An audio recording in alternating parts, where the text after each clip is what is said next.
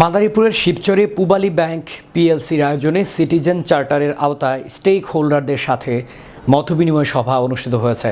শিবচর প্রতিনিধি জানান, শুক্রবার সকাল 10:30টার দিকে পূবালী ব্যাংক পিএলসির শিবচর শাখার আয়োজনে এ অনুষ্ঠান অনুষ্ঠিত হয়।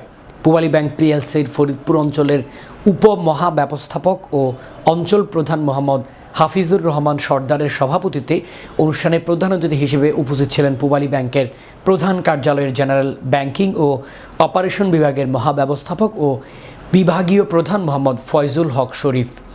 ব্যাংকটির শিবচর শাখার ব্যবস্থাপক শেখ ফিরোজের সার্বিক তত্ত্বাবধানে অনুষ্ঠানে বিশেষ অতিথি হিসেবে উপস্থিত ছিলেন পূবালী ব্যাংকের প্রধান কার্যালয়ের জেনারেল ব্যাংকিং ও অপারেশন বিভাগের সহকারী মহাব্যবস্থাপক মোহাম্মদ দেলোয়ার হোসেন।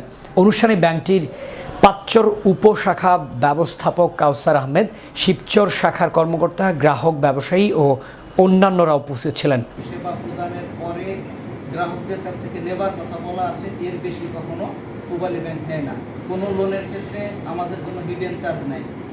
আমরা পূবালী ব্যাংকে আমাদের আমানত সংক্রান্ত সেবা আমরা 14টি সেবা দিয়ে থাকি। আমানত সংক্রান্ত সেবা গ্রাহক আমরা কি আপনাদের সার্ভিস দিয়ে যাচ্ছি আসলে এখানে যে সিটিজেন চার্টারের প্রয়োজনীয়তা একটা সময় দেখা গেছে আসলে সার্ভিস পাবে, হ্যাঁ, এটা যদি সে জানতে পারে গ্রাহক যে আমাদের পার্শ্ববর্তী দেশ এরা 1997 সালে সিটিজেন চার্টার তারা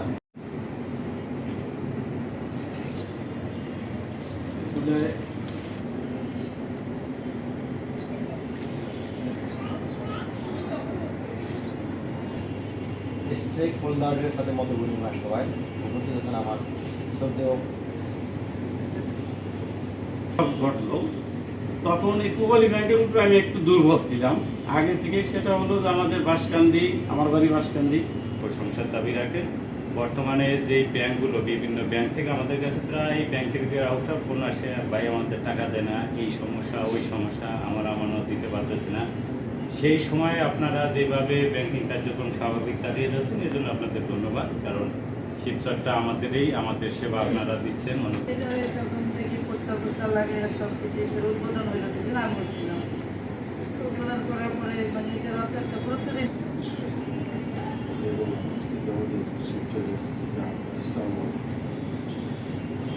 আজকে যে মতবিনিময় সভা প্রধান এবং সভাপতি মহোদয়, সেই সাথে ধন্যবাদ যে পূবালী ব্যাংকের যে সেবা বা সার্ভিসে এই মতবিনিময় সভায় সভাপতিত্ব করছেন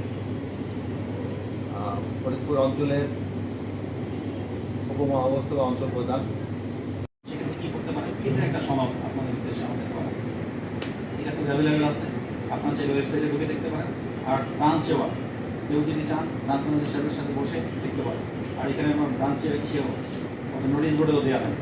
আমার মনে হয় এটা হলো খুব ইম্পর্ট্যান্ট একটা জিনিস। আপনি যদি জানেন আপনার রাইট কোনটা, কী রাইট আছে, কী অধিকার আছে, কোন সেবা পাওয়ার জন্য, কী সেবা আমাদের কাছ থেকে পেতে পারেন, কীভাবে পেতে পারেন, এর জন্য করণীয় কী কী ডকুমেন্ট আপনাকে দিতে হবে, এটার জন্য কোনো ফি আছে কি না, ফি থাকলে ফি কত, সব ডিটেলস কিন্তু বলা আছে।